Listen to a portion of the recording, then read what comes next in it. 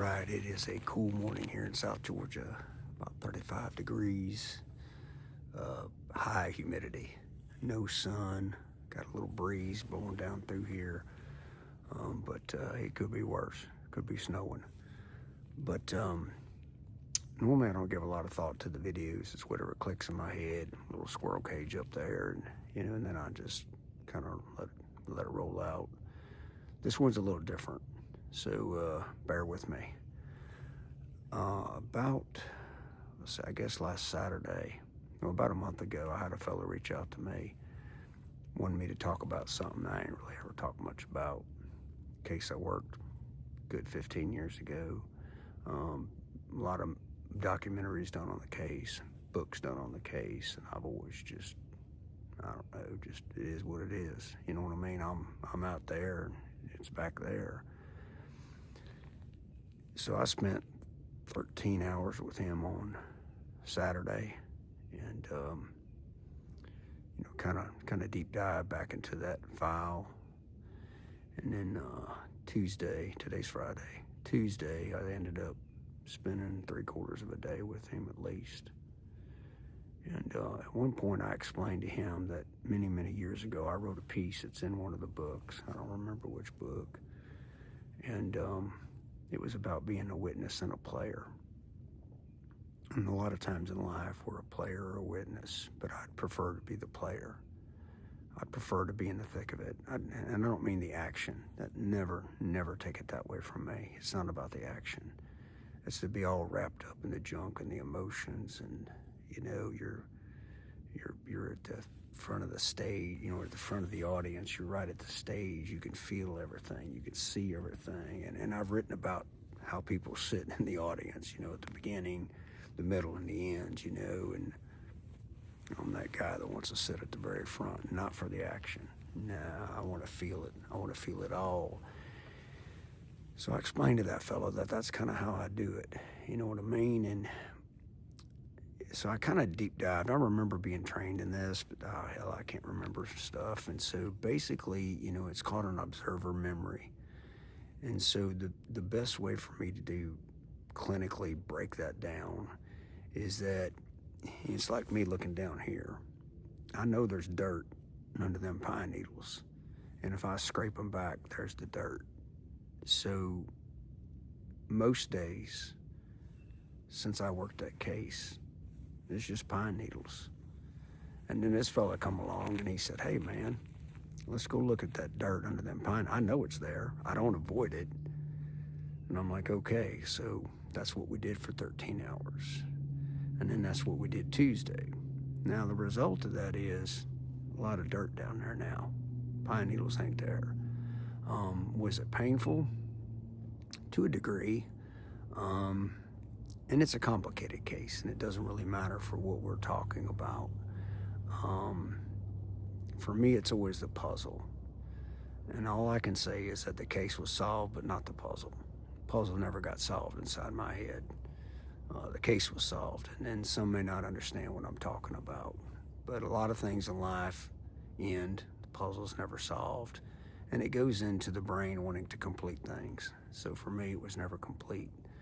And in that 30-year career, that's the one, So that's that rock that I carry around in my pocket, you know what I mean, from that case. So with that being said, a lot of dirt was exposed after Tuesday, and I was like, man, I gotta slow it down.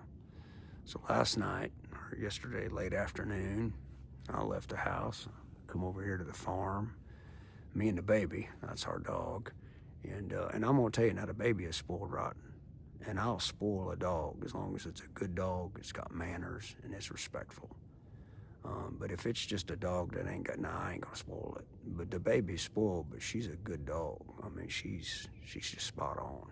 I mean, and most of the dogs we've always had have been spot on. So anyway, the baby and I came over here to the farm, stayed at the cabin, no running water, no electricity, and we sat out last night at the campfire. Oh man, you talk about good junk.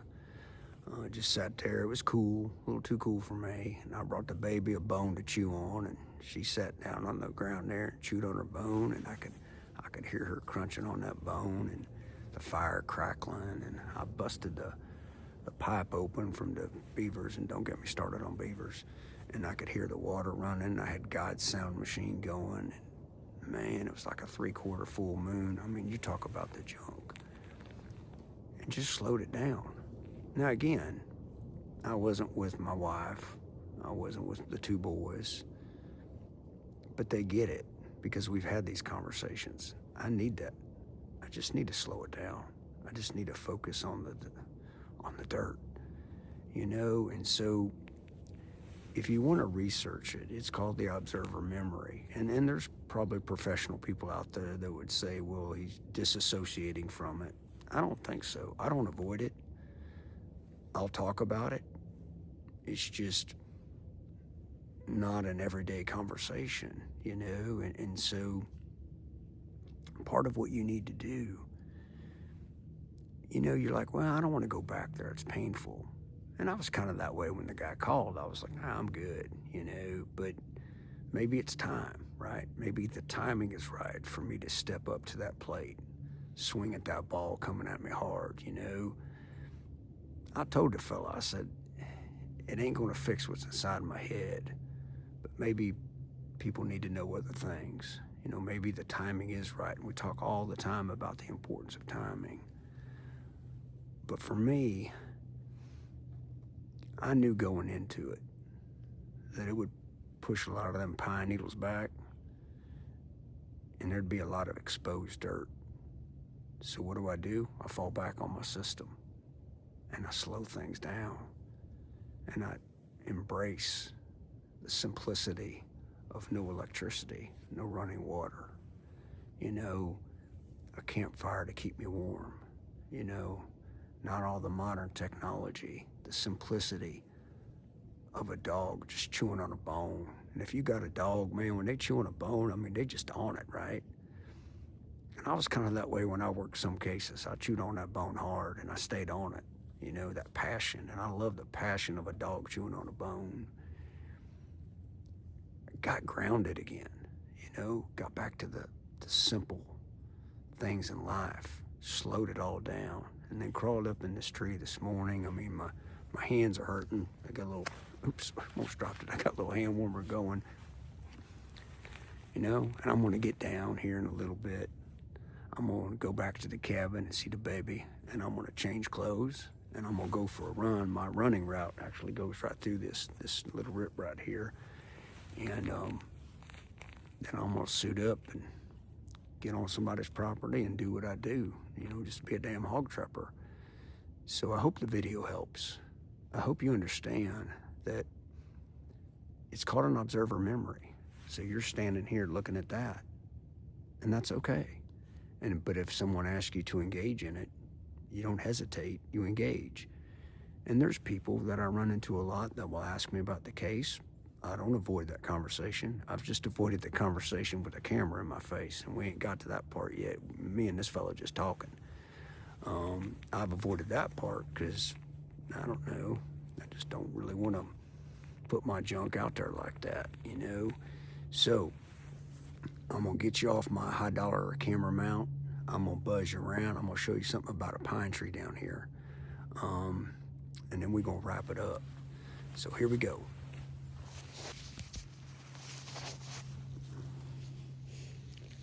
So got my bow. So my little trail kind of goes back that way towards the pond. Runs right through here. Now you're going to see this pine tree down here has got some blue paint on it. That paint is on there because that tree's going to get cut. So that fella next to it can grow to be a real big tree. And if you look up there, it's got some bad junk, the tree on the left. I wouldn't say it's a dermatology appointment, but it would affect the growth of the tree, the strength of the tree, and it would also affect the wood. And then my little trail goes up that way, back around, and I'm in a magnolia tree, and it's a still day. I had a deer a while ago blow at me and If you haven't seen any of the videos, that means it smells me and it knows I'm no good.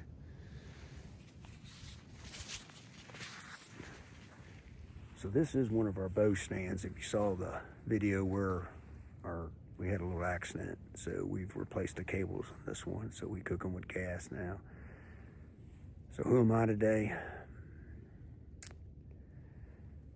I don't know, man. I'm just a guy that was really glad that I fell back on my system. You know what I mean? I can look down there. I can still see that dirt. I can see that dirt from that case. I'm glad the case still bothers me. I really am. When the case was going on, I didn't like it so much, but I like it because the case mattered. People matter. People's lives matter. And so today I am that guy. I'm glad that I slowed it down. I sat at that campfire. My soul feels better. I'm also just glad to be alive today. I am hanging on. Which a lot of times in life we just hanging on. But I am hanging on with one hand. I mean, I got my safety strap, but I'm kind of leaning out of here real far so you can get some good background footage. So that being said, y'all have a great day. Give us feedback. We have absolutely no clue what we're doing. And when I say we, you say, well, who's out here? There's a bunch of damn people out here. Whether they living or dead or whatever, you ain't never alone. You're really not. That's just the way I see it. You just got to embrace it all. So that being said, I'm going to switch hands and hit the big red button.